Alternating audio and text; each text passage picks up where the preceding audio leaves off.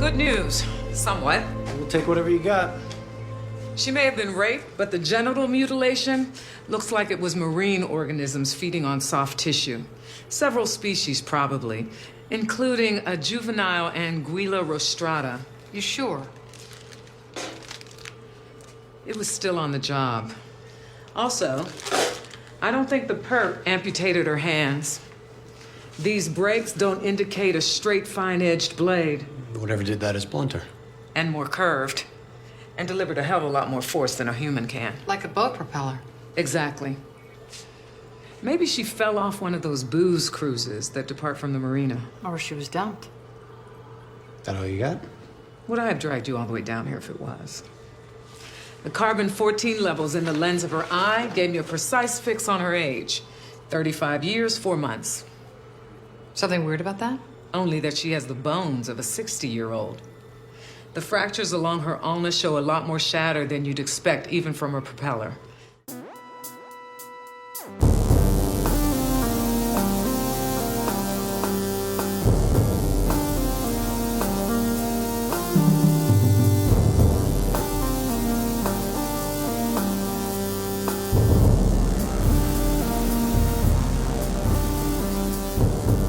In New York City, sexually based offenses are considered especially heinous. These are their stories.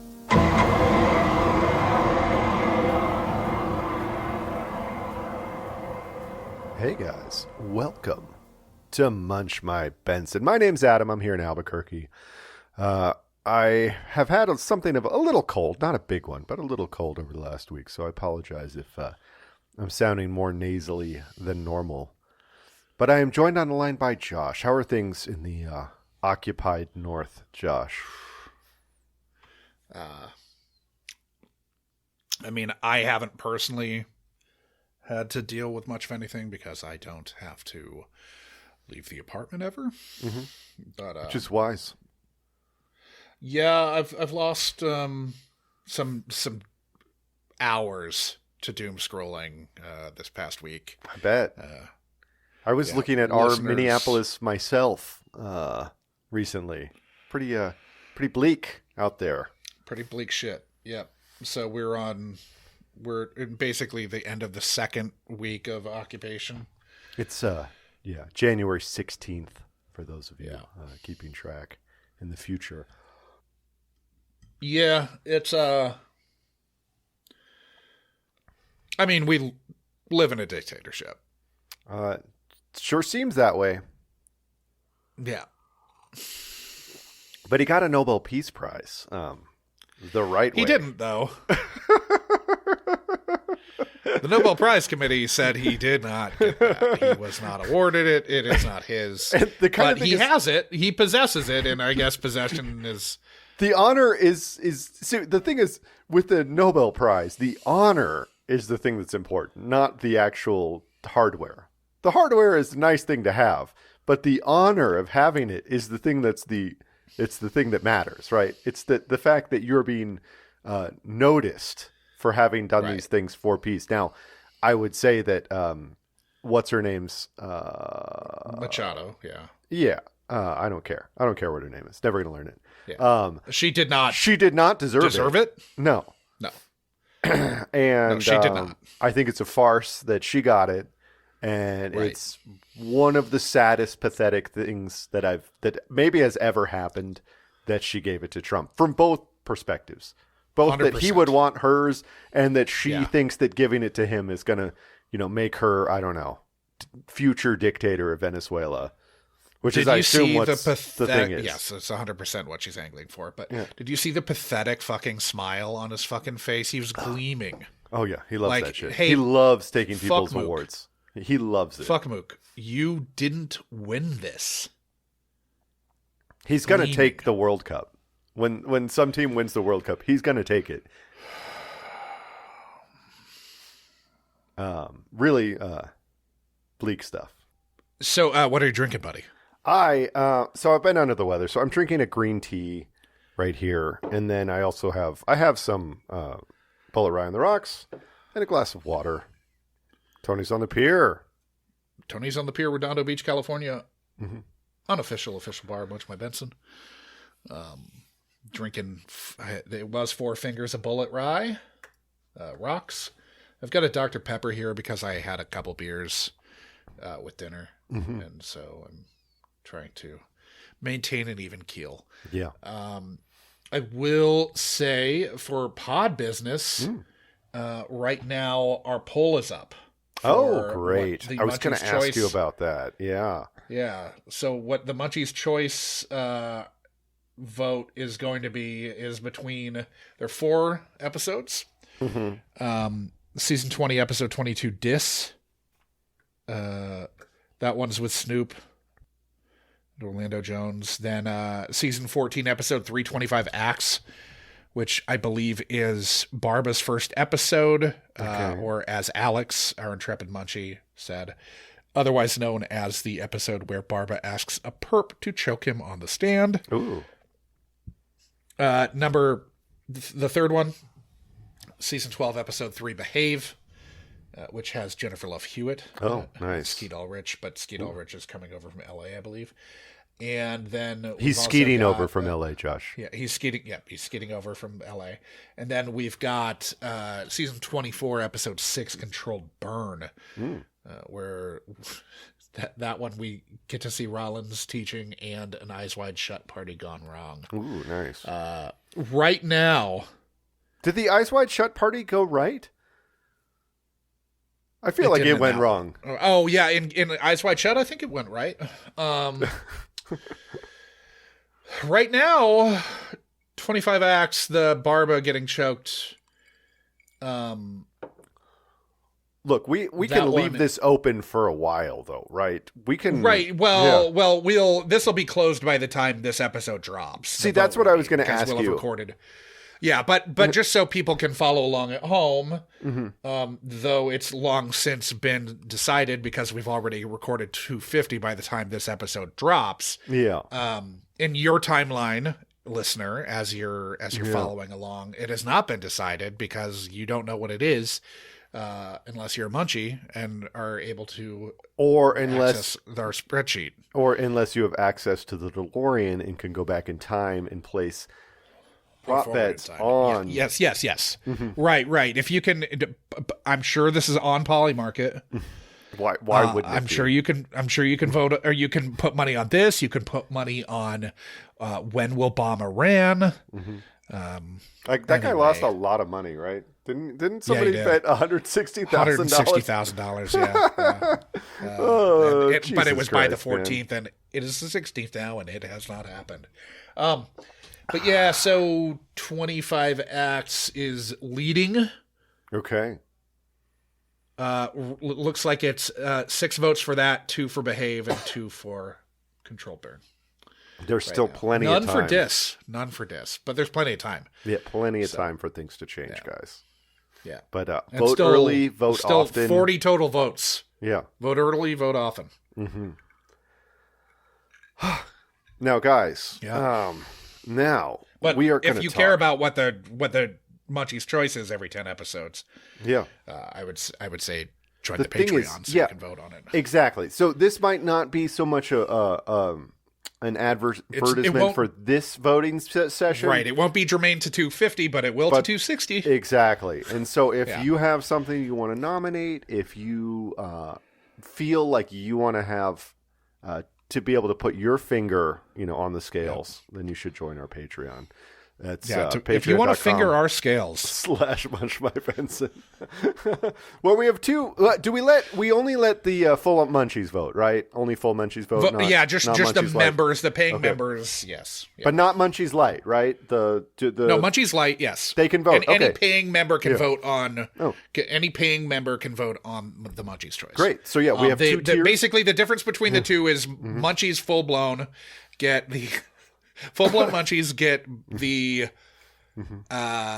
uncut episodes and get Movie Club, which will have dropped 1 by the time this has dropped. Maybe 2, actually. Yeah, probably 2, because Call Me will have dropped. Because we're about to record Call Me. We've already recorded Green Card. Yeah.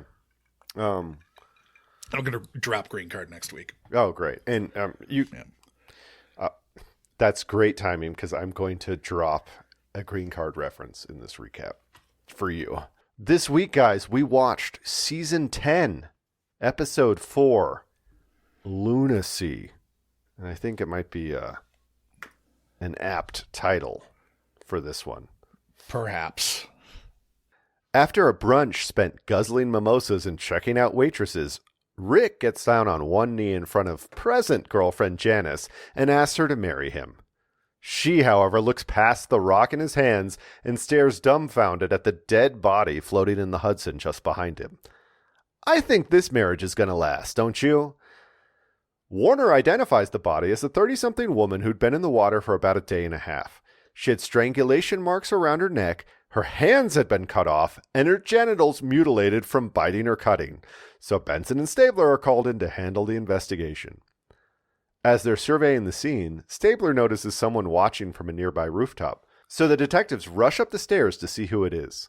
Halfway up, they hear a woman scream, so the guns come out as they burst through the door onto the roof to find a long-haired dude ripping the hijab off a woman clothed head to toe in black.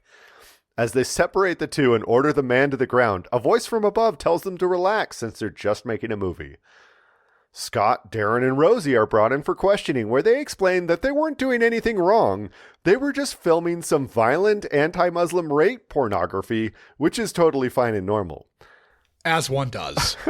Since they'd been filming in this location for 2 entire days, they managed to get an image of a cab that nearly ran them over when they were unloading equipment, which seems to have just been a single small cooler and a camcorder. The cops are able to very small camcorder. Very small. How were they taking 2 days to shoot this?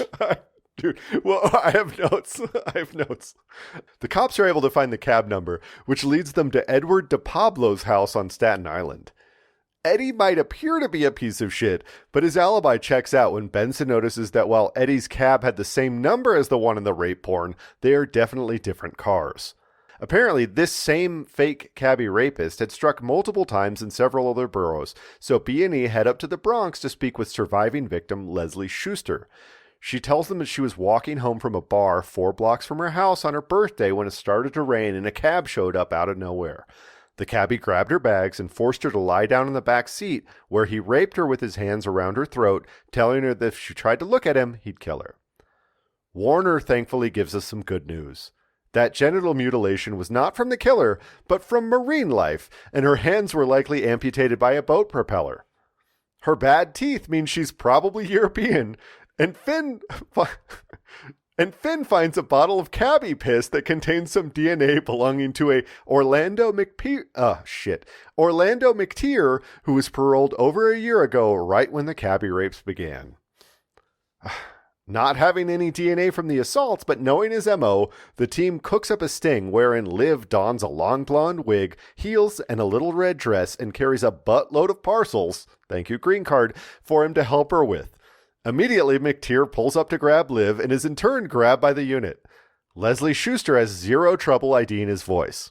Orlando admits to raping all the victims but swears he never killed anyone. This being SVU, his alibi is that he was in Pennsylvania raping a woman outside what I presume to be the King of Prussia Mall when the other killing occurred. Well, a lot of jurisdictions just cleared a lot of cases, but not ours.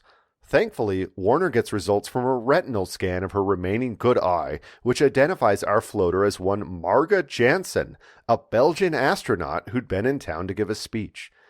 Bensler go to the Hall of Science to ask some questions and are met at the entrance by Colonel Dick Finley, a former astronaut, marine test pilot, and mentor to a younger Elliot Stabler. Finley knows everyone in NASA and offers to help. In fact, he overheard Marga get into an argument with her girlfriend, Andrea Patwin, at the hotel bar before she died. Andrea IDs the body and wonders what happened to Marga's special moon necklace. She says their argument was over a vacation Marga promised her and was not especially heated. Marga told her that she needed some time alone and left the hotel to take a walk at midnight, which wasn't strange for her. Apparently, Marga was upset by an incident that happened on board the ISS with another astronaut. Old buddy Dick Finley knows all about the incident on the station. Another astronaut, Lance Corliss, developed severe space sickness, which led him to a nervous breakdown where he accused Marga of trying to kill him. They find Corliss day drinking his sorrows away at a bar. He tells them that even though he'd been ordered to stay away, he came to New York to apologize to Marga.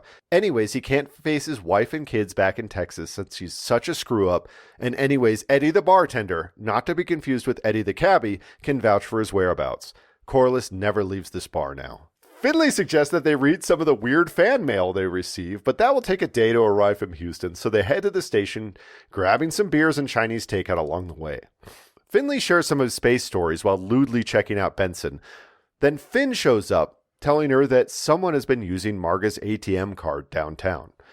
Finley joins Liv and Elle as they head to a weirdly quiet gas station on 10th Avenue, where a tweaker kid named Vincent Beckwith is trying to buy gas with the card.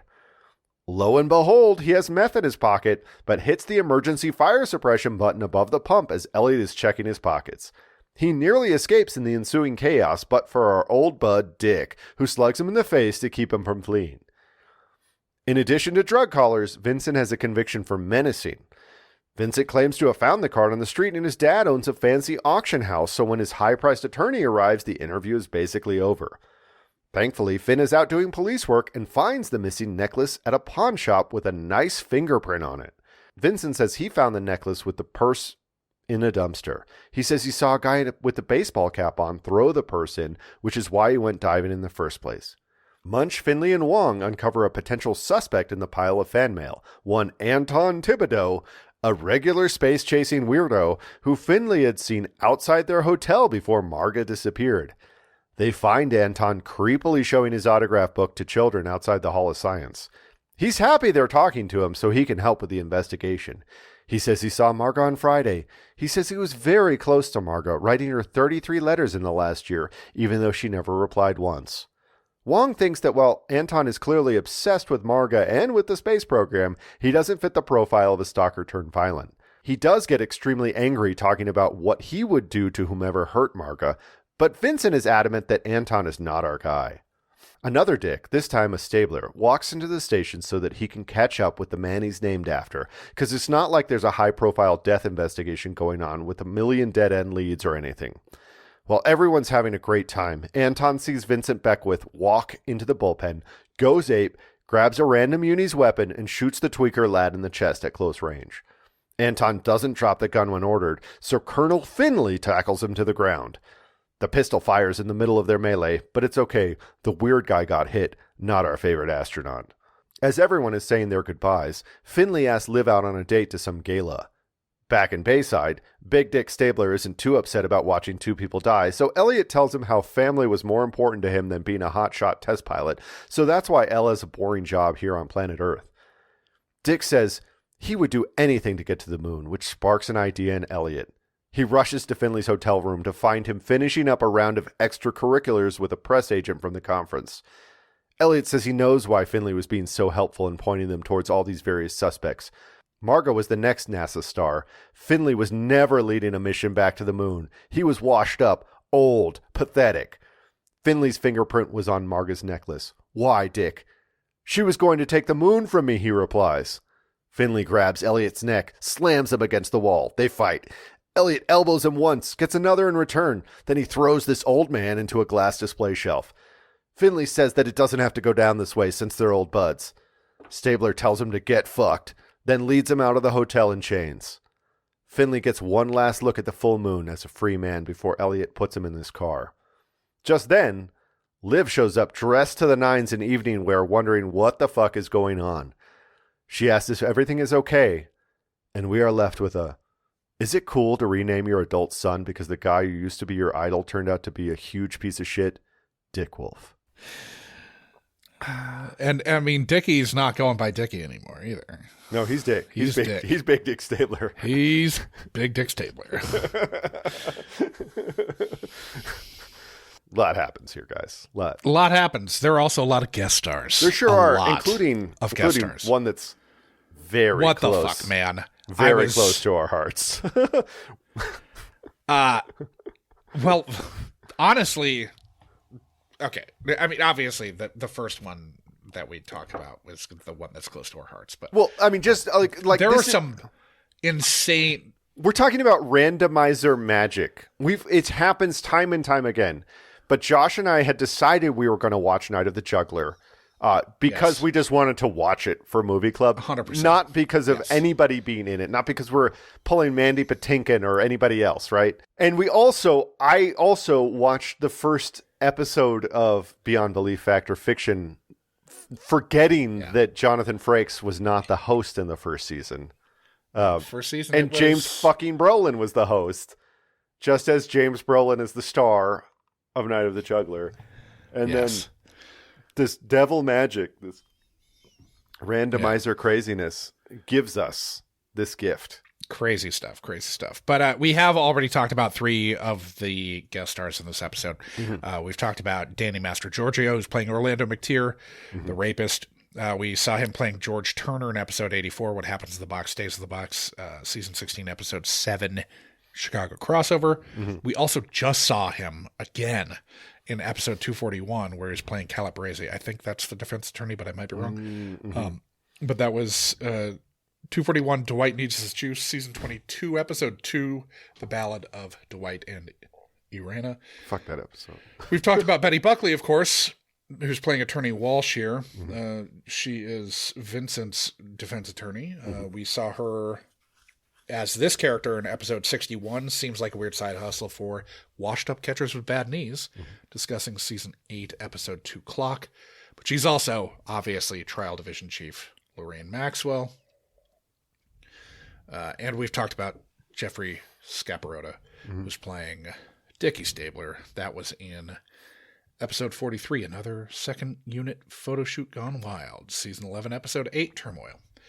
First up, James fucking Brolin. Yeah, dude. Playing Colonel Richard Dick Finley. Is born Craig Kenneth Bruderlin. Bruder meaning brother. So bro. In German. Yeah. In Los Angeles in July of 1940.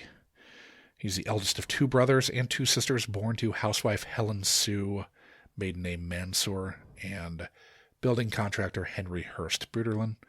He met Ryan O'Neal when they were both in high school, and O'Neal brought him along to a casting agency when Brolin's stifling shyness had him needing reassurance. He graduated from University High School in West LA, then attended Santa Monica City College before studying drama at UCLA. He signed a contract with 20th Century Fox in 1960 when he was 20, starting as a contract player in Sandra Dee movies. He's in the films Von Ryan's Express, Fantastic Voyage, The Cape Town Affair, The Boston Strangler, Skyjacked, Westworld, Gable and Lombard, The Car, Capricorn 1, which we've done for Movie Club, the Amityville Horror, Night of the Juggler, which we will be doing in full for Movie Club coming we up sure here. will. Yeah. High Risk, Pee-wee's Big Adventure, Ted and Venus, Gas Food Lodging, My Brother's War, which he directed, Goodbye America, Traffic, Catch Me If You Can, The Master of Disguise, where he's Dana Carvey's father, A Guy Thing, The Alibi, The Hunting Party, The Goods, Live Hard, Sell Hard, Burlesque, Last Will, Love, Wedding, Marriage, Sisters, Lightyear, and the TV movies I'll Be Home for Christmas and Royal Hearts, both of which he directed. He was main cast in Marcus Welby, MD, Hotel, Extreme, Beyond Belief Factor Fiction, Pensacola, Wings of Gold, Category 7, The End of the World, Life in Pieces, Sweet Tooth, and Ransom Canyon, which is still dropping on... I believe it got picked up for a second season. That show's not very good. Okay. On Netflix. It's just like shitty Yellowstone, right? What? Yeah, 100%. West Texas Yellowstone. But with Austin, it's not Austin Energy, but it's basically Austin Energy trying to come out and get like some source of water or some bullshit from whatever. It's really stupid. Yeah. He had recurring roles or was in multiple episodes of The Monroes, Batman, Roseanne, The West Wing, Blackout, and Castle, where he is Castle's father. He's also Jeff Winger's dad, his estranged dad on Community. He was married to wildlife activist and aspiring actress Jane Cameron Agee from 1966 to 1984. They met on the set of Batman and married 12 days after first meeting, having 2 kids, including Josh Brolin. Wow. Bigfoot Bjornsson. Yeah. Legend. That's what everybody surely knows him as. That's what I know him as. Multipunakaku. He met Jan Smithers, Bailey from WKRP, who was, if you're of a certain age, she was your girl next door crush. Yeah. He met Jan Smithers the next year after Jane, Agee, and he divorced on the set of Hotel. They married a year later, having a daughter in 1987. They divorced in 1995. He then met Barbara Streisand through a friend in 1996. They were married in July of 1998. They're still together. Nice. So he lives with Barbara Streisand Small. Great. In the basement of her house. They live in the basement? No, she has a mall in her basement. What? She's a mall? You didn't know this? No. Why does she have a in her mall? basement. Like She like, has like a mall in her basement. they're like employees? Like No, I don't think they're employees. is there an Auntie Anne's I don't there? think there. Maybe there are employees. Maybe there are employees. I don't think there are. I think it's just. I think it's more like a space that's like a mall. Okay. You don't. Very strange though. You can't get a pretzel down there. But you have to make it yourself. Maybe you can. I hope you can. I sure hope you can. Yeah. Did you But get all man, the how toppings? great would it be to be? Can you get a giant cookie down there? Can you get a huge cookie? Hope so. Yeah. And Elliot Gould's son. I bet Elliot Gould's son is working down there. Yeah. With Barbara, obviously, but the one he's the guy who's throwing the party and Say Anything. Okay. Weird. That is Elliot Gould and Barbara Streisand's son. Huh. Anyway. I have to know all this stuff because I did that Long Goodbye episode of... Yeah, that's right. Yeah, Long Goodbye episode of Movie Night Extravaganza. Anyway, Dane DeHaan is playing Vincent Beckwith here. He was born in Allentown, PA, to a computer programmer father and MetLife exec mother. He attended Emmaus High School for 3 years while appearing in community theater before transferring to the University of North Carolina School of the Arts, where he finished high school and then went on to complete his undergrad studies there. He started professional acting as an understudy for Haley Joel Osment on a 2008 Broadway revival of American Buffalo. Okay. He won an Obie for his turn in The Aliens. He's in the films Amigo, Chronicle, Jack and Diane, Lawless, Lincoln, The Place Beyond the Pines, Devil's Knot, Kill Your Darlings, Metallica, Through the Never, The Amazing Spider-Man 2, Life After Beth, Knight of Cups, Life, Two Lovers and a Bear, A Cure for Wellness, Tulip Fever, Valerian and the City of 1,000 Planets, where he is the titular Valerian. Yeah. The Kid, Oppenheimer, Dumb Money, and The Queen of Fashion. He was main cast in Treatment 000, The Stranger, Lycie's Story, The Staircase, and American Primeval. He's married to actress Anna Wood, who we will eventually see. They've been married since 2012. After meeting during high school, I presume at the University of North Carolina School of the Arts. They have a daughter and a son. Nice. Then we've got Anika Boris, who is playing Leslie Schuster here. She was born in Teaneck, New Jersey, to Erica Nelson, a classical cellist and music educator, and Dr. Tom Boris, a jazz saxophonist, composer, and the director of jazz studies at NYU. Nice. She was raised in Bergen County in Greenwich Village. She enrolled at NYU to study for a bachelor in music, but left after a year to study acting at the Royal Academy of Dramatic Art. She's done quite a bit of stage work, netting a Lucille Lortel Award nomination and a Drama League Award nomination for 2 different parts played in 2009. She's in the films Exit 19, The Post, and A Kid Like Jake. She had recurring roles in Lights Out, Royal Pains, The Following, Unforgettable, Time After Time, and Dr. Death. She's in 1 episode of the original series, 3 Chicago Fires, and 1 more SVU. As of September 2020, she is engaged to playwright Ayad Akhtar. Then we've got Christina Kleba. She's playing Marga Jansen here. She was born in New York City to immigrant parents. She graduated cum laude from Dartmouth, majoring in government and minoring in film.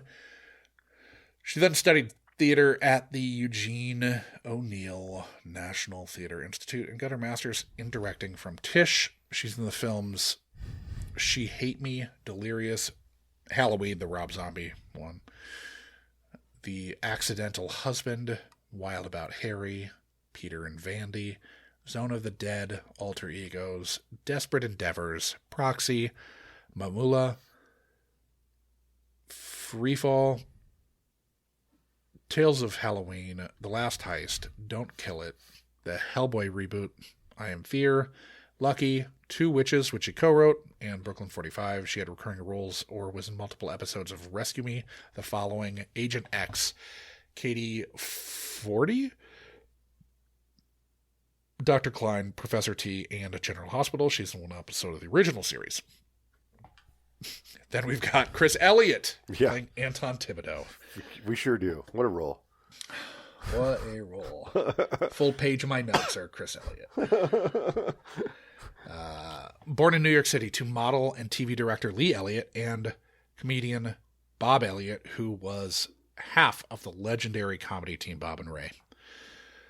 He grew up on the Upper East Side and attended the National Theater Institute at the Eugene O'Neill Theater Center for a semester. He was hired as a PA on Late Night with David Letterman at the show's onset in the middle of 1983, the second year. He was added to the writing staff and became best friends with Matt Wickline, who was another crew member added to the writing staff that year. They pitched Late Night's first theme show, an Emmy-winning interactive episode called The Custom Made Show, that led to a series of experimental one-off episodes. He then starred in 2 Cinemax comedy experiment TV specials in 1987, FDR, a one-man show, and Action Family, which he co-wrote with Letterman scribes Wickline and Sandy Frank. Apparently, Elliot's lust for fame caused a split between him and Wickline, at which point he started collaborating with Adam Resnick. All this time, he was doing characters late night, auditioning at SNL when Lauren returned in 1985, but passing when offered the job, opting to stay at Letterman, where he could do his own thing on his own pace. He's in the films Gremloids, My Man Adam, Manhunter, The Abyss, New York Stories, CB4, Groundhog Day, Cabin Boy, which he co-wrote with Adam Resnick, Kingpin, There's Something About Mary, The Sky is Falling, Nutty Professor 2, The Clumps, Snow Day, Osmosis Jones, Scary Movie 2, Scary Movie 4, Thomas Kincaid's Home for Christmas, I'll Believe You, Dance Flick, Speed Dating, The Dictator, The Rewrite, Better Off Single, Sandy Wexler, Clara's Ghost, Christmas versus the Walters, Welcome to Redville, Carved, and Scary Movie 6. He was main cast in Nick and Hillary, Get a Life, which he co-created with Adam Resnick. He was in the season of SNL from 94 to 95. He hated it, apparently. Hated being on the show. The Naked Truth, Dilbert, Cursed, Eagleheart, Schitt's Creek, Thanksgiving, and Maggie. He had recurring roles. It was in multiple episodes of Friday Night Videos, Murphy Brown, King of Queens, According to Jim, Everybody Loves Raymond, King of the Hill, Third Watch, How I Met Your Mother, Metalocalypse, Graves, Fresh Off the Boat, The Last Man on Earth, and Agent Elvis. He's in 1 more SVU. He's written 4 books, one of which I own, Shroud of the Thwacker. He married former late-night talent coordinator Paula Neidert in 1986. They have 2 daughters, Abby and Bridie, both of whom are in the industry, with Abby becoming the first SNL cast member to be the child of a previous cast member. Oh, wow. Yeah. She was on for a few years. He and his family live in Old Lyme, Connecticut, which is where Lyme disease is from. Yeah. And have a house in Harpswell, Maine as well. Nice. Then we've got Therese Plummer, who's playing Andrea Patwin. She studied psychology and theater at King's College, then worked with kids in crisis and mental health disorders, where she started to view acting as a form of therapy. She worked at a financial firm in New York City before getting some acting work off-Broadway. She started auditioning for audiobook narration gigs in 2005. She has now narrated over 600 books. Jesus. Winning a slew of awards for her work in that space. She's done an episode apiece of The Good Wife and Virgin River. She also has appeared in multiple episodes of Pokemon and Iron Man Extremis. She was in a car accident in 2021 that involved a drunk driver and required multiple surgeries to recover from. Then we've got Robert Bruce Serafin playing Eddie DiPablo. He was a professional wrestler. Oh, He's it in the makes films sense. Squeeze. Yeah. He's in the film Squeeze, Ready to Rumble, Turntable, Sandpiper, Surrogate, Spotlight, Bleed for This, Live by Night, November Criminals, Holly Star, and Ava. He had recurring roles in Brotherhood and Nosferatu. That's the all caps license plate NOS4A2. Or Bruce Robert Serafin was in one episode of the original series as well. Then we've got Daniel Brunemer Hall, who's playing Darren here. He was born in Des Moines, Iowa. He's one of the porn actor. He's the with actor. longer hair. Yeah, he's the actor in the film. And Yeah, the really the aspiring adult film star who really has a grip on why he's doing what he's doing. He's in the films California No, Murder in the Vineyard, Dangerous Cheaters, and Oblivious. He was main cast in Young and the Restless. He had recurring roles in Guiding Light, Mixology, and Quarry. Then we've got Brianna Marine, who's playing Rosie. She was born the actress. Atop the co-lead. Yes, the co-lead. She was born in Fresno. Started as a professional ballerina out of high school. She's in the films 1,000 Times More Brutal, A Birder's Guide to Everything, Peoples, but it's Peoples spelled with 2 E's, not E-O. Like Mario Van, as in Mario Van. Yeah, Mario Van or Nia. Jack of the Red Hearts, Flatbush Luck, Female Fight Squad, Disconnected, Best Mom, and Bad Cupid. She's main cast in Palomino and Swissy. She had recurring roles. There was in multiple episodes of The Night Shift, The Leftovers, NCIS Los Angeles, and Hot Wheels City. She's in One Criminal Intent. Then we've got Tim Ruhana, who's playing Scott here. I think he's the director. Yeah. The fandom page kind of screws up who's Scott and who's Rick. The fandom page screwed up another couple of things, but he's that guy. Yeah. He produced Willy's Wonderland, Trigger Point, and the series Slasher. He also directed the film One Last Thing. Then we've got Matthew DeCapua, who's playing Rick here. Yeah, the prospective fiance. Yeah. Yeah. So we saw him playing Matthew in episode 80. Keep on Munching Munch. We're talking season 15, episode 5, Wonderland Story. Yeah.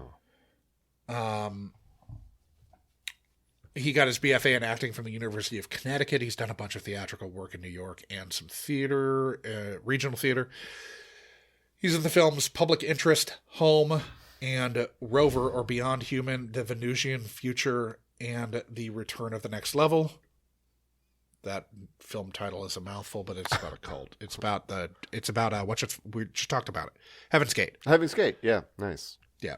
That's a feature about the Heaven's Gate cult. He had a recurring role in Blue Bloods. He's in one episode of the original series. He was married to Alana Niehoff from 2010 to 2014. He's now married to screenwriter Emily J. Daly. and last. Hopefully he didn't. He's not method, so he didn't cut his balls off for that. Yeah. Hope so. And lastly, we have John Francis McNamara. Yeah. Playing the bartender. Bartender Eddie. He was born in Sacramento, California, to Irish immigrant railroad worker John and DMV employee Josephine McNamara. Oh, no. He was a light-hitting catcher, originally signed by the Cardinals in 1951.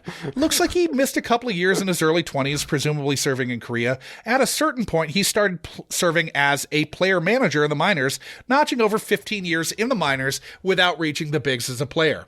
In 1968, he served as a coach in Oakland after shepherding the likes of Reggie Jackson, Raleigh Finger, Sal Bando, Blue Moon Odom, Joe Rudy, Tony La Russa, and Dave Duncan through the minors as the A's manager in Mobile and Birmingham in the mid-'60s. At 37, McNamara succeeded Hank Bauer as the interim manager in September of 1969 in Oakland. Dick Williams, whose first name was more than apt, as his players fucking hated him, replaced him the next year. Dick Williams was a real dick. After a couple seasons coaching in San Fran, he got his first real chance to manage at the big league level in San Diego for the 1974 season. Managers were scapegoated for underperformance all the time in these days, so he next went to Cincinnati, succeeding Sparky Anderson and taking the 1979 Reds to the NLCS, where they lost to the We Are Family Pittsburgh Pirates. Yeah. And then he went to the Angels, and then he went to Boston in 1985, leading the Red Sox to the World Series in the second year there. I've been to games that he was managing. Yes, though he was largely blamed for decisions that led to the Red Sox losing a series they seem to have in the bag. I'm sorry, but not replacing Bill Buckner, replacing Roger Clemens, who was cruising in Game 6 with Calvin Schiraldi and then Bob Stanley, right? Yeah, still okay. The Bill Buckner thing is pure like random fucking chance. It is pure. I know, but the one thing is he had gone to a defensive replacement at first base in 2 previous games in the World Series. Yeah. So it was a thing that they had been doing, and he didn't do it there. So I know it's random chance, and I know Bill Buckner gets way too much hate for that. But he had been getting relieved of his duties at first. Look, two of the previous 5 games he had. So I don't know why. Anyway, whatever. So McNamara said that he wanted Buckner to be on the field. There's also like a weird amount of you were shocked when this was that John McNamara, weren't you? Yes, I had no idea. I saw the look on your face. And like, okay. Anyway, he was eventually fired in Boston during the 1988 season and eventually landed in Cleveland for a season and a half when they were still in the midst of their 42 season stretch without a postseason appearance from 1954 to 1995. Ouch. Though in 94 they would have probably, or they could have conceivably made the postseason. Yeah, that was the strike season. Yeah. Yeah. Man. They were very good that year. He had 4 children with his first wife, Kathleen. He married his second wife, Ellen Good, and moved to her hometown of Nashville when he retired from baseball. In 1996, his son-in-law killed 2 of McNamara's young grandsons and then killed himself. Jesus. This is John McNamara's only acting credit. All he does is say that, yeah, he was at the bar. One line. He died in July of 2020 at the age of 88. Wow. But John McNamara, manager of the 1986 Red Sox. Wow. Was in this episode of television. And I blew your fucking mind just now.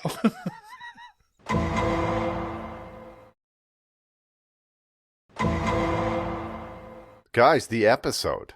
You know, it might be one of those like argue and fuck kind of couples. You know, that might be what really, gets the juices flowing. What turns their crank. Yeah. Now, I've got Now, I did look this up, but statistically, 1 in 5 proposals in New York unwittingly happen right next to a corpse.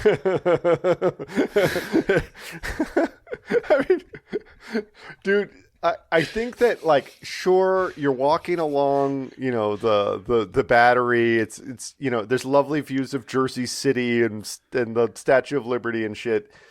But maybe don't pop the question right when you're in the middle of a post-brunch argument. And also, this is something that, I mean, if we're talking about people slamming mimosas, you know that whatever is going to happen after that is an argument. typically, or vomiting, or you're at home and you're just going to go take a nap. Yeah, this was a brunch. That was not destined to end well, because something I learned, which thank God I never had to use this in life, and, you know, knock on wood, I never will. But always check your surroundings for corpses before you pop the question, right? 100%. I did like when Stabler and Benson get to the pier. Oh, get to the pier. Uh-huh. And Stabler's like, strangulation, that's not ours. Like tries to like, no. Strangulation, that's homicide. That's not us. It's only an SVU case because of genital mutilation. Yes. Which once they've caught that body, we find out very predictably, because almost every time a body's in the water and there's genital mutilation, it was because marine animals. Rarely do we find away. out the species, Yeah. the species at fault, but right. We do it this time. We did this time. One of them. Very gross. But, okay, so relax. This rooftop assault, it's just for the movie. Also, okay. Where were they going to do it on the gravel on this rooftop? I mean, what was the setup? Where was the... Well, they probably had the other thing below, but the like secondary site. He probably makes her blow him on the rooftop, and then secondary site. Yeah, they go inside. Below. What's because I presumably it goes from being a rape fantasy to being like more consensual once they get started, Sure. right? Right. I'm assuming, because otherwise it would be pretty fucking bleak. Yeah. Now, I did have some issues. So he's shooting on like a digital handy cam. It was HD, but with in-camera sound from like 30 feet That's what away. I'm talking about. On top of a building with skyscrapers and around. He's shooting on top of the... Do you know how many fucking helicopters buzz around that, like... 100%. Constant. But it's the sound is going to be awful. Dude, I'm saying like you can shoot on Super 8. You can't put a lav. You can shoot on Super 8, and if you have good fucking sound quality, people aren't going to be upset by it. I think sound quality is more important than visual quality 100%, in making a film. 100%. Yeah. But you can't put a lav on anyone in a porno. No. That's not going to work, is it? It's not. Yeah, and like you couldn't do those like stage mics. That wouldn't work on a rooftop. That kind of setup wouldn't work. Yeah. No. So whatever. Come on, Rosie's guys. not Arab, she's Dominican. Just have a boom guy. It'd be so funny to have a boom guy, because the boom guy could just, you know. I was very bummed there was not a I was very bummed that there wasn't a boom up, like a all in one like sound guy, lights guy, you know, all of it. Yeah. Well, lights you could get away without lights up there. Yeah, maybe, because you're going gonzo, I'm assuming. But look, they're gonna have lights. They're gonna have lights downstairs when they get to the bedroom. They'll have lights downstairs. You need to have the lights, but he probably just has like an LED, one of the LED panels. Sure, but you might want to bounce. You might want to bounce even on the rooftop just to get an even, you know, to not get harsh shadows. In fact, I guarantee you that you want to bounce up there. Yeah. I don't know how sound guy would be doing both, but he sound guy would not be doing both. He would be doing both. In this shoot he'd be doing both. In this shoot, it's apparently a one guy shooting it. They're going to have a very limited audience for this. Now, Rosie, she says she's not Arab, she's Dominican. Or maybe they say she's not Arab, she's Dominican. But then we cut to her, and she starts ululating. And she sure does. I was shocked. They cut her off, thankfully. They cut her off right away. They cut her off immediately. But wow. Good stuff. Good stuff. Classic. Then we get the porn. It's art. And then Darren, who is probably the runaway MVP of this episode, Darren says sex is dangerous. Yeah. I mean, at its core, it's a power struggle between men and women. And Elliot interjects, not if you're doing it right. To which Darren scoffs and says, people look to porn for provocative imagery, so we provoke.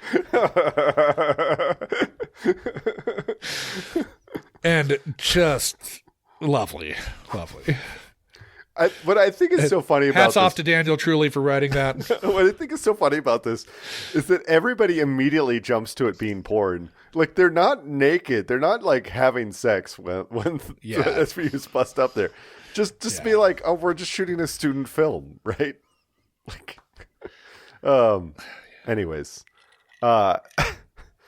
so then of course the kids show them the footage that randomly connects this film shoot to and this floating body in the Hudson to the cabbie rapist The day earlier. Again, preposterous. Totally I guess preposterous. maybe they were just doing rehearsals. Do you think they were doing rehearsals before Darren and Rosie? Again, does it work that way in that Well, industry? it's a chemistry thing. But No, it's just like they're getting to know each other. They want the chemistry to work. So the first half of the first day, it's just about the romance. They're not rolling. They're not rolling. No. film. The second half of the day is about the romance. The first half of the first day is about the anti-Islamic xenophobia. That brings them together. Apparently, That's why they're doing this film. Well, and Rosie had to put herself in character probably because she's Dominican, not Arab. Yeah. Well, we find out we have two cabs with the same number. Yes. Okay. Yeah. Two cabs, same number. Cab came to save you from the rain. Said he'd give you half fare. Lie down in the back seat and turn over. She wishes he choked the life out of her. Yeah, that was actually. I thought Leslie Schuster. I thought she gave a pretty convincing performance. Yeah. Annika Boris. Annika Boris. Annika. Yeah. No, she was good. Then I'm assuming you want to talk about the genital mutilation from marine animals. I'm telling you, every sound clip is coming from Warner talking about genital mutilation from marine animals and or Finn talking about peeing in bottles. Okay. Because that was the thing. I hadn't really noticed peeing in bottles before I moved to New York. Now I see it around. I think just the ubiquity of Amazon delivery drivers has kind of gone up. But all over the place, you'd find these piss bottles all over the fucking place. And Finn certainly has some piss bottle experience. Yeah. So now Warner also says, that she's got jacked up teeth on the bones of a 60-year-old, which makes Warner think their 35-year-old Vic was European, which is anti-European racism. It sure is. It sure is. Yeah. Warner tells us the good news is that the genital mutilation was from the marine life, particularly... and then we see... Anguilla rostrata, which is the American eel, which do live in the estuaries up there. I've seen somebody catch an American eel up there. But this might be our guy's piss. And Finn's piss got a hit. Orlando McTeer, top tier fake name. Yes. Nobody has ever been named Orlando McTeer. I hope to ask Daniel Truly about this. Fingers crossed. Great name. Love it. So track this guy who just got sprung when the rape started happening.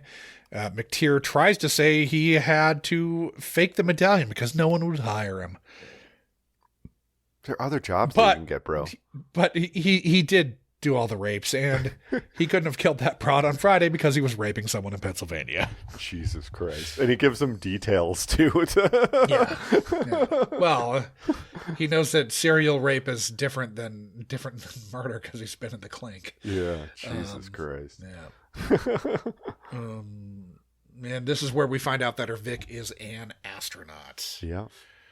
Sure is. That's why her bone density was so low. Now, Liv doesn't think we should spend money on the space program. And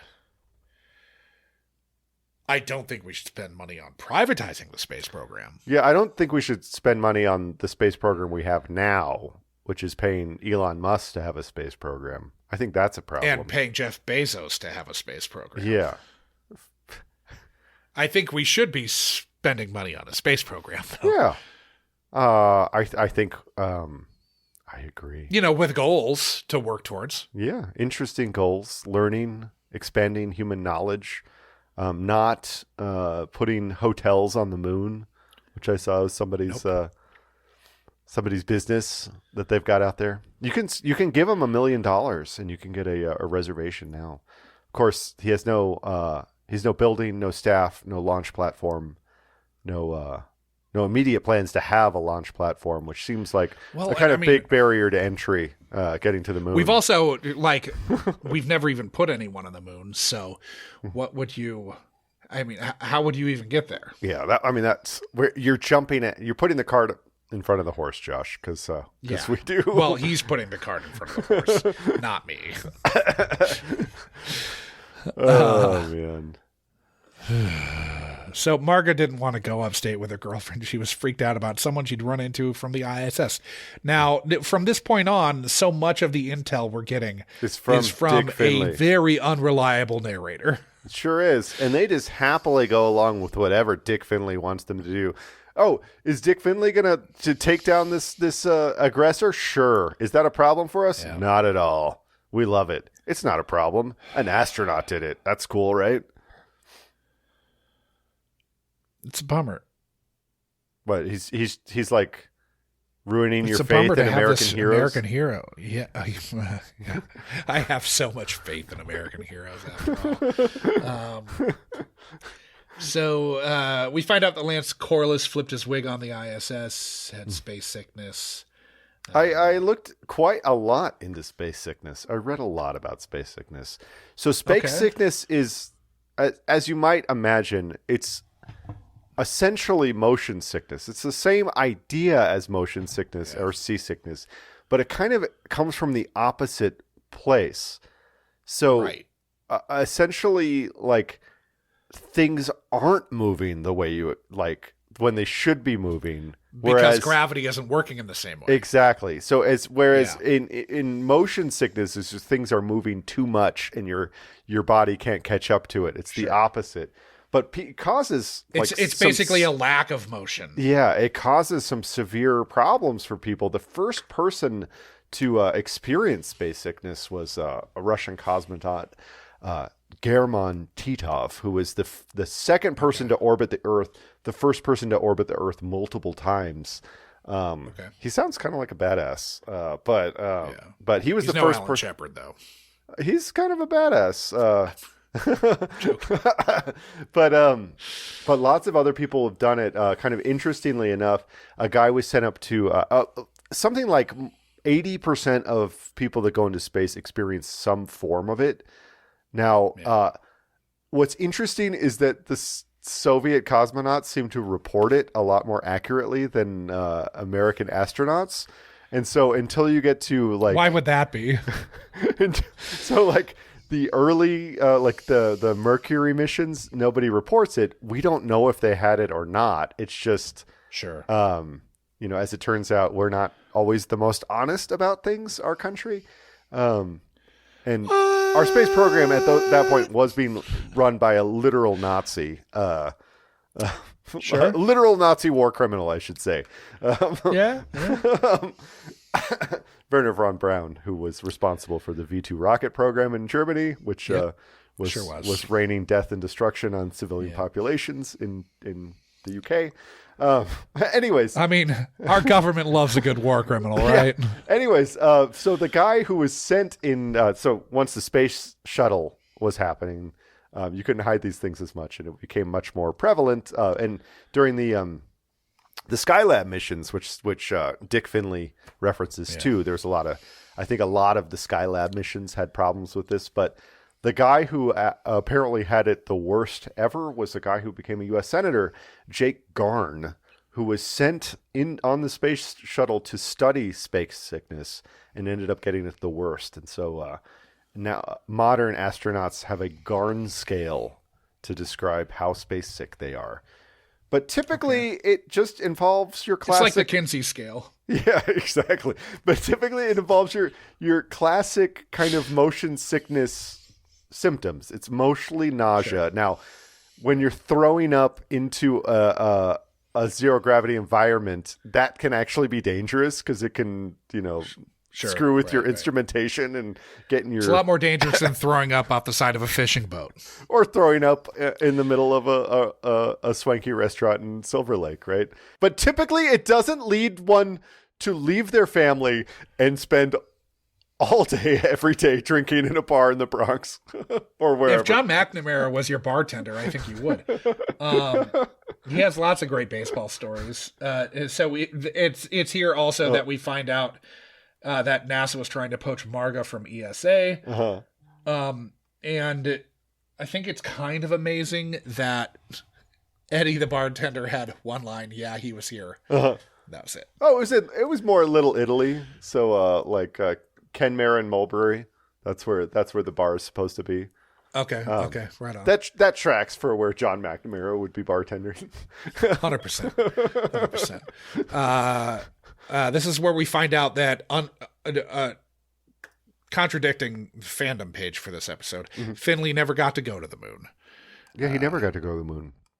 That's the whole fucking point of the episode, is that he would do anything to go to the fucking moon, fandom. So the fandom note says, I'm going to read it word for word. Uh-huh. In this episode, James Brolin plays an astronaut who did go to the moon. In the movie Capricorn 1, he played an astronaut who didn't go to Mars, though NASA wanted people to think he did. Mm-hmm. Who are we to believe, in neither situation. He didn't go to the moon. He didn't go to Mars. No. Either one. Anyway, Elliot paid a student class president to get sick so he could pick up Colonel Finley at the airport back in high school. Finley knocks Shipard Meth Head out when he tries to run, mm-hmm. But obviously is just really trying to cover for himself. Now, Colonel Finley hanging around the investigation this much is obviously a huge red flag. Yeah. That is what was like, that's what jogged my memory and was like, oh, yeah, okay, this is what happens. But he's got this aw shucks duffel bag thing. Of mail also. Yeah, he's got the aw shucks, aw shucks American hero where it's like, I hate this guy. Yeah. I've seen this episode of Columbo. I know what happens. Yeah. But he does have a duffel bag of Marga's fan mail, apparently. Mm-hmm. Oh, he got it. He got it. They airmailed it from Ellington Field. Sure. Whatever it's called. Whatever the tiny airport next to NASA is in Houston, which I used to drive by all the time. Then we get a Munch versus Finley. Pretty funny. Where I really wanted a knockdown, drag out fight over the moon landing and didn't get it. I'll take the obvious nut over the jokers that think we never met there. Pan to Munch, who holds his tongue judiciously, but like it should have been a whip pan, just like that would have been, that would have been great. Anyway, I know Daniel truly didn't direct this, and I know that's not really the tone of the show, but it should have been a whip pan to Munch. Okay, so then the pawn shop owner, ID's Vince, is the one who pawned Marga's necklace. The necklace has a print, which they have not run at this point. Yeah. They tell Vince that they have his fingerprint, but then they go see this weirdo who's been sending letters to Marga. Mm-hmm. And this weirdo is Chris Elliot. And he's doing the Chris Elliot thing from the He's playing get-go. a weirdo? Never. He doesn't trust the email. He doesn't trust So he wrote 33 letters this year? I love how uncomfortable I feel for those children that he's showing his autograph book to outside the Hall of Science. Yeah. Because they do not care. Now, Anton's a weirdo, but Vincent says he's not the guy. Yeah. Then he's definitely not the guy. Yeah. I love. Then Dickie comes in. No, but I love when Anton. So they sit down with Anton. He opens his briefcase, and the first thing he pulls out is a pair of tidy whitey underwear, and lays it on this table in front of them. Yeah. Oh, great stuff. But yeah, he's not the guy, and Dickie comes in and he goes by Dick now. He's Dick. He's Dick now. He's Dick. Mm-hmm. He's named after Dick Finley. Poor choice. Okay, Finley goes off with Thibodeau, and then Thibodeau kills Beckwith with a uni-service weapon. So he obviously puts the little, puts the bug in his ear or whatever. Sure does. And, I feel like this is not the first time this has happened in SVU. No, it happens all the time. I do feel like it's a big problem for the NYPD if random nut jobs are able to grab your service weapon and shoot somebody. Right. And this has happened. I mean, I'm sure we've seen it at least like 4 or 5 times. Yeah, it's a favorite. Yeah, I feel like they need to have some extra trainings. Yeah, maybe. Then Liv is trying to get Anton to drop the gun when Finley tackles him, and Anton dies in the struggle. Which again, I did try to keep an eye on like where Dick's the genital geometry was, where the dicks were. Yeah. I did try to keep tabs on where his hands were, and I couldn't really see where he like forced Anton to shoot himself.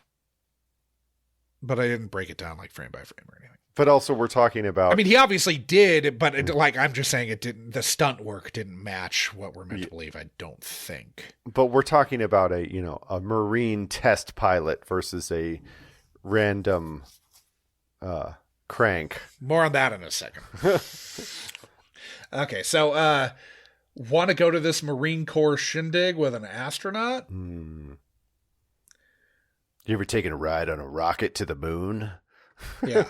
And then we get the scene on the front porch with Elliot and Dickie. Yeah. And he tries to lie to Dickie and say that Dickie's his hero now. And no one's buying that, are they, Elliot?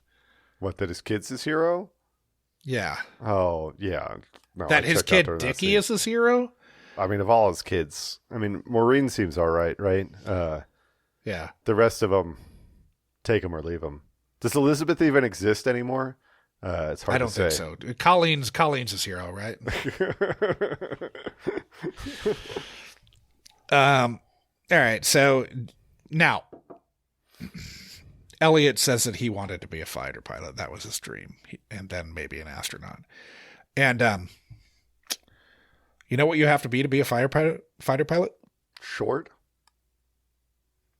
You have to be a commissioned officer. Yeah, you do. And Which Elliot, you can't be if you enlisted as a.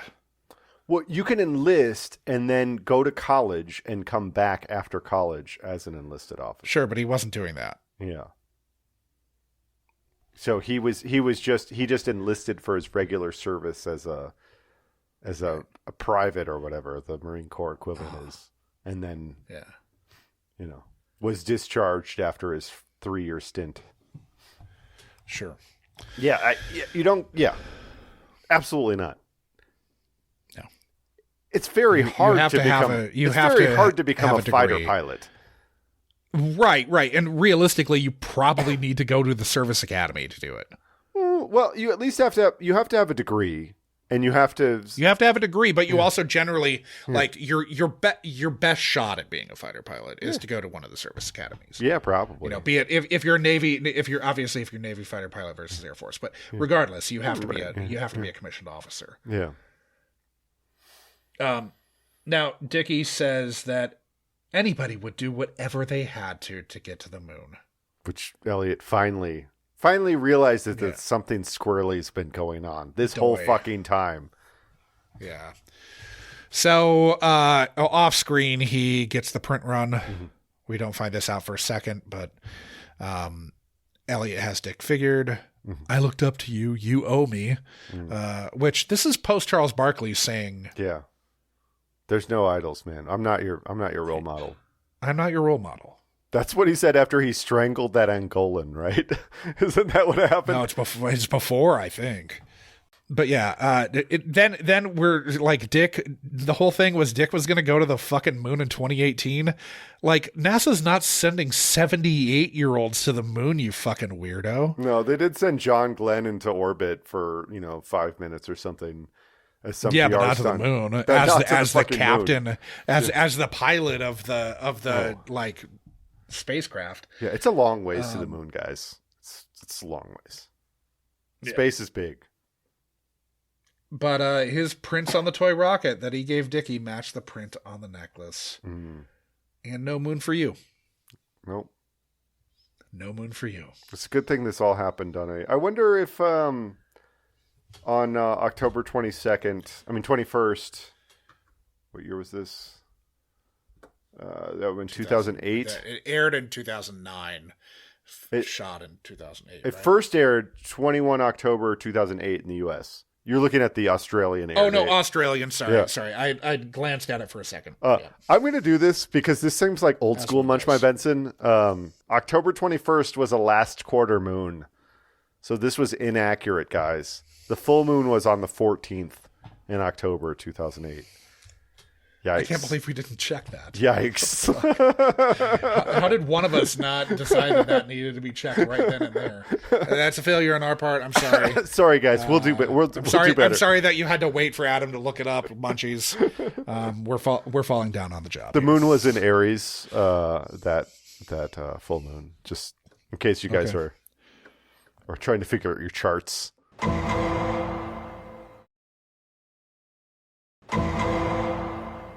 I think it's time to rank this episode, right, Josh? Sure is. So each and every week, we rank these episodes, or every other week, whatever it is. We rank on the overall quality of the episode, the quality of the guests they're in, how problematic the episode was, and the depth and breadth of lives ruined. We're trying to come up with a composite score so that we can rank this episode against all the other episodes of the show that we have watched.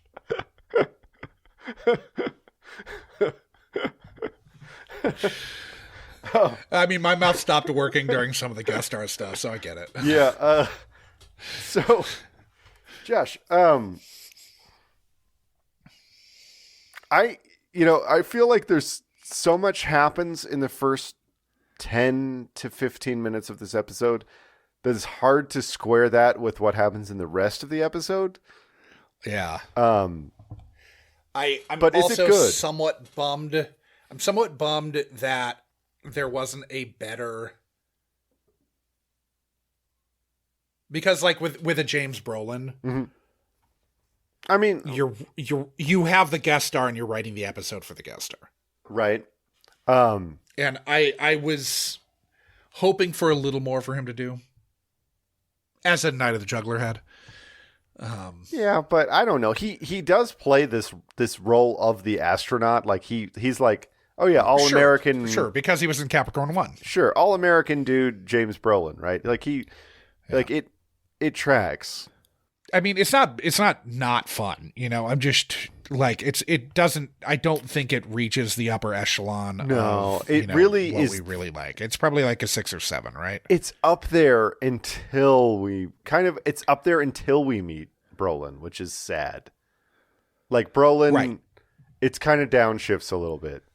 I mean, it's still fun. Yeah. I still like that James Brolin's there. There's the good kind of back and forth with Munch that's happening. But I do agree. I do think it kind of like we're going from the porn shoot on top of the building and the fucking eel found inside the victim. Like this is a lot. This is a lot to take in. Yeah. A lot of really fun stuff early. Yeah. And then less fun stuff late. I mean, it's still fun, but it's not. Actually, let's give it a 6 because I think the rest of it is I think it kind of hits the marks on the other bits better, right? I don't know. Maybe that's maybe this is where it kind of fails, is that it just is kind of a shit show. That's probably kind of not together. We're not chasing a score, but I think you're probably right. Yeah, no, exactly. So guests, Brolin's fun. I just wish he had more to do. Yeah. He's not. He's not that he's not like the sort of like. I mean, he almost bangs Liv. If Elliot doesn't show up, he bangs Liv that night. Yeah, I mean, and he probably. does bang the. He's banging. Yeah, he banged the other the press agent person before he's gonna, who has Liv's haircut from a previous season before he's gonna take her out to dinner, which is that's pretty. Well, that's just his warm up bang. Jeez. Did he take a shower afterwards? I mean, unclear. I don't think so. Not yet. But I don't know. Oh wow, wild stuff. So that's more for the next category. Brolin is good, but I think there's a little left on the table. But I do think that all three of the porn, all three of the people involved in the porno are pretty great. Yeah, but also I think Chris Elliott is great. I think that Dane DeHaan is great. I think they have a lot of fun in their parts. Right. Well, and we said Annika Boris, Leslie Schuster's very good. Mm-hmm, yeah, and she was legitimately good. She actually brought a real life to that character, some pathos. And Danny Master Giorgio, Orlando McTeer. I mean, it's an odious character, but I'll be lying if I said it wasn't kind of fun to watch. Bruce Robert Serafin. Bruce Robert Serafin was fun as Eddie DePablo. Eddie DePablo is a Staten Island cab driver. Staten Island is Eddie DePablo. Is that a DePablo is a classic Staten Island surname. And obviously, I think that John McNamara slays it. A lot of names in this episode: Anton Thibodeau, Eddie DePablo, yep, Mark Orlando McTeer. Yeah, great stuff. Dick Finley. Yeah.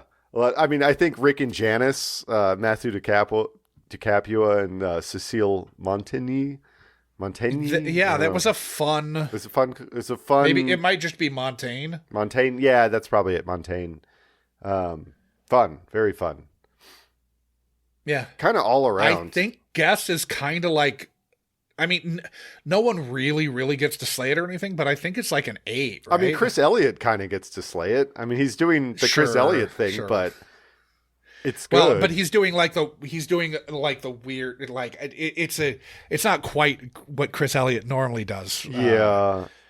Because there's usually more of Clueless idiot with what he's doing. He's not doing that role, but he's doing But it's still on the Elliott spectrum. Mm-hmm.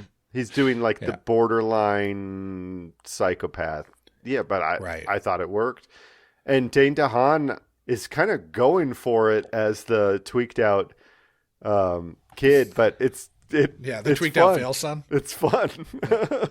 I like 8. I think 8 works for this. Okay. Because I think it lands all around. And now this is one that I think is pretty fucking high. The problematic rank, I mean, it's pretty fucking high, Josh.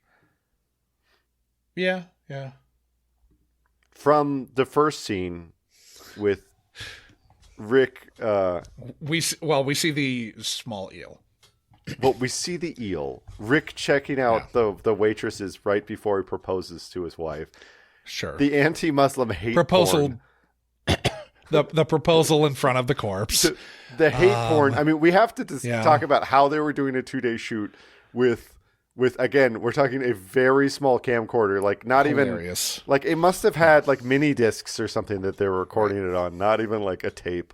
In this, I don't know. It's were you able to record just straight to MP4 or RAW files in those days with that kind of equipment? I don't know.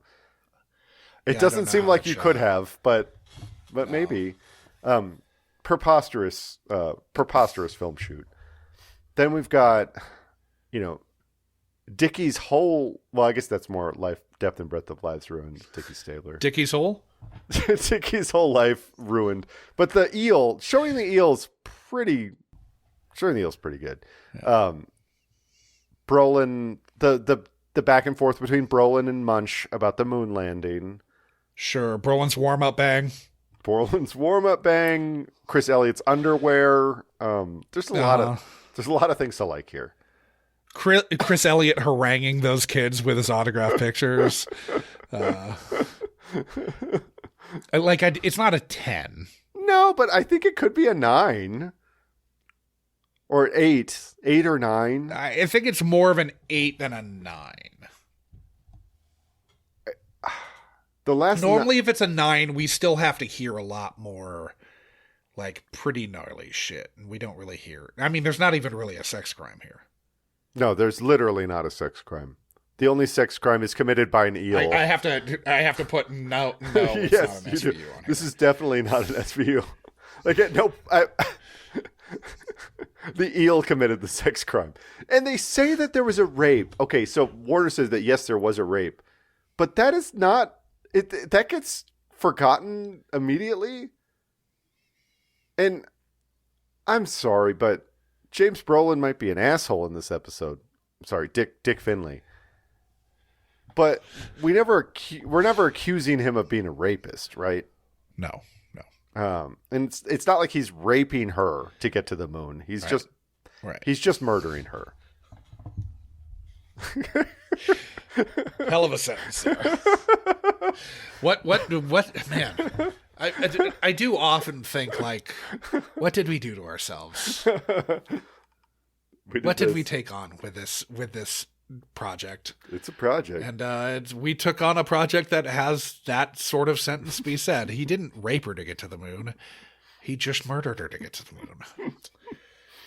Yep. I think it's an 8. I think 8 is fine. So depth and breadth of lives ruined. All right. We've got all the kids that Margot was teaching. Marga's partner, lover, wife, yeah. partner, I think that she was called a girlfriend, but they seem to be like pretty serious. So yeah, I'm confident saying partner. Right, and she's also going to be eating that deposit on the place upstate. Yeah, I'm and the thing is, it's so gauche to have to call and say, like, look, my lover just got murdered so that this old man could go to the moon. Yeah, it's very gauche. It's very gauche. We've also got an entire, and I mean, it's not landed, but it definitely counts towards the count of the cabbie rapist. Oh, the cabbie rapist. I think the cabbie rapist is landed better than any of the fucking murders because of Leslie Schuster. Sure. Leslie Schuster gave life. That's true. Gave life Leslie Schuster. to, we get to see one victim really fucking nail it. Yeah, like we get to see like life given to a rape victim, which the show doesn't often actually give that kind of like in a show that claims to be all about victims. They don't always land. It's usually exploiting. Yeah, exactly. So and then we've got 3 bodies. Yeah. We've got because Anton dies. Yeah. Anton dies. Vince dies. Marka dies. The girl the warm up bang girl is warm up bang woman is going to be Thanks for correcting she's going to be having to unpack that for a while. That's a lot of therapy. That's like a therapist worth of unpacking probably. What about Liv? Dickie Liv more than Liv, I think. Liv was, Elliot too, actually. No, okay. I think Elliot and Dickie was a whole nother category because I think that they lost their hero that day. I can't believe I'm going to say this. I really There's a lot. I don't feel like it should be, but I think it's a 10. Look, I don't think that anything matters to Elliot as much as his hero, Big Dick Finley. And I think that balloon, that erection is now spent. I really can't believe I'm saying it. The air has come out of the balloon, Josh. Like, I don't think that his marriage to Kathy matters to him as much. Liv didn't get to bang one out either. Well, I know. Liv could have fucked an astronaut. She was excited about that. She wanted to She take. could have gone to space. She wanted She to could have take gone to the moon. the dick She could rocket have to the taken moon. Dick to the moon. She could have taken Dick to the moon.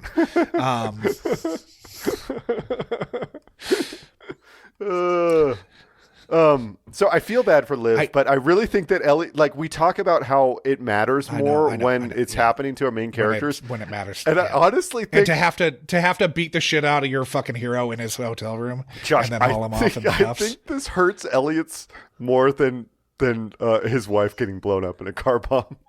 Yeah, I agree. Actually, I agree.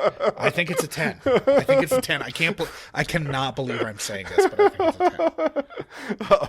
That gives us an overall composite score of an 8, which this is a very fun episode. Like, if you don't look at the cast list and then James Brolin shows up and then Chris Elliott shows up, you're going, this is amazing. Yeah. The whole porn shoot, amazing. The cold open with the couple is amazing.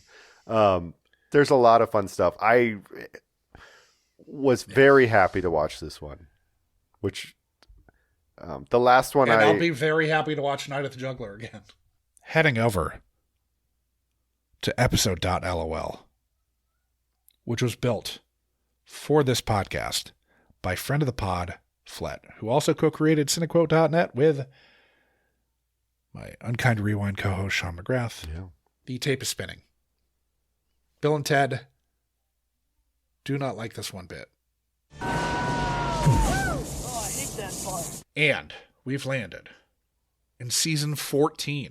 Okay. Episode 19.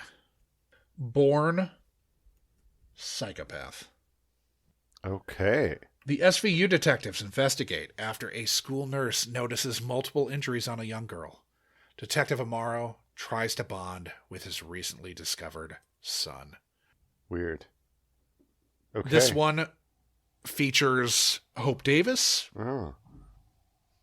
Jessica Phillips, and Ethan Kutkoski, who is from Shameless. Carl from Shameless. Okay.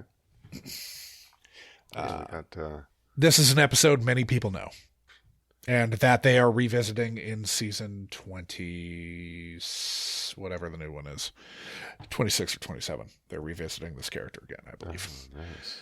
for the third time. Well, yeah, we have a Big Nick episode. We have not had one of those in a long time. It'll bring some Big Nick energy. Big Nick energy. Ooh. Ooh. But guys, obviously we talked about joining the Patreon already. We have 2 tiers. Yeah. It's a great way to hear these episodes uncut a week early, because we provide a lot of additional content with these. This one we're at 160 minutes right now. 2 hours and 38 minutes, and I guarantee gonna cut an hour out of that. Gonna cut an hour out of that. Easy. We didn't start talking about the episode until like minute 40 or so. Exactly. So not that, and a lot of times that can be fun. I'm sure we talked about. Oddly, most of the baseball talk is going to be in this episode because it's germane to it. What the fuck are they doing having the manager of having the 86 the manager of the 86 Red Sox? Red Sox, yeah, as a bartender. Oh wow, great stuff. Maybe he bartended there. Who knows? Maybe it's his bar. May have. Anyways, guys, so that is a great place to hear this stuff. Of course, we do the movie clubs too. You know, if you want to talk about these episodes, best place to do that is going to be our Discord channel, where you can find the links to that in the show notes, or at our website, muchbybenson.com, where both those places you can find the links to all of our social media accounts, our Zazzle merch page, our email, all that shit is there. We're munchmybenson.com or at Gmail, or fuck off, Ice. And but keep on munching, munchies. We love you guys. There's still some light in the darkness out there.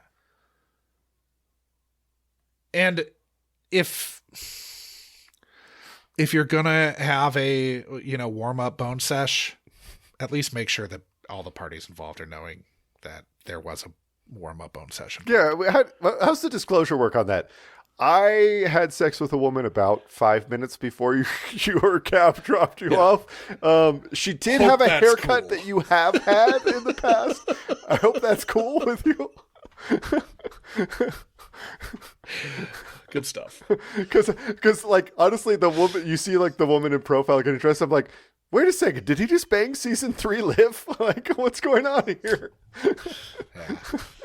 Oh, classic. She's a little shorter, though. It went away quickly, but still, good stuff. That would. It's easy to lose where we are in the seasons when we're watching an episode. So yeah. Anyways, we love you guys. See you next time.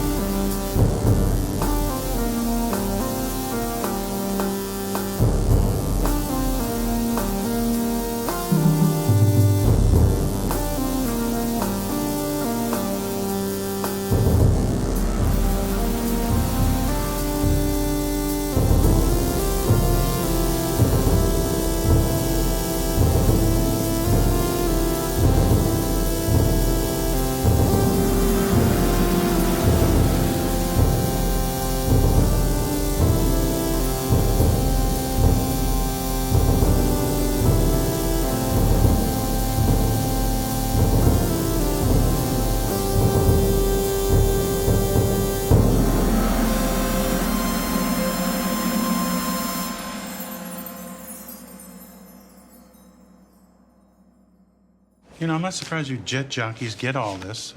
The moon has long been thought to influence behavior. The word lunacy comes from the Latin lunaticus, literally moonsick. Well, me, I'll take the obvious nut over the joker who thinks we never went there. Well, there's a lot of people that think those jokers are telling the truth. Yeah, well, Buzz Aldrin had the right idea. You know, when some joker tried to lay that crap on him, Buzz just punched him right in the nose.